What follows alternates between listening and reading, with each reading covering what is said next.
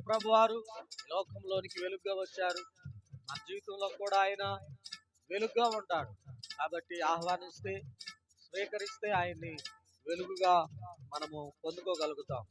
అంత మాత్రమే కాదు, ఆయన వెలగటం మాత్రమే కాదు, ఆ వెలుగుతో మనల్ని, మన కుటుంబాలను ఏం చేస్తాడు? వెలిగిస్తాడు. అప్పుడు మనం ఏమవుతాం?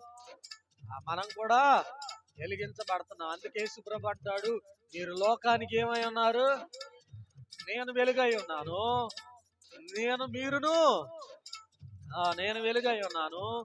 నేను మిమ్మల్ని వెలిగిస్తున్నాను కాబట్టి మీరు కూడా ఏమై ఉన్నారు? వెలుగై ఉన్నారు. దేవునికి మహిమ కలుగును గాక. కాబట్టి వెలుగైనటువంటి క్రీస్తును మన కుటుంబాల్లోనికి, మన జీవితంలోనికి, మన బ్రతుకుల్లోనికి ఆహ్వానిద్దాం. ఆయన కృప తోడైండి నడిపించును గాక. తండ్రి నీకు వందనాలయ్యా.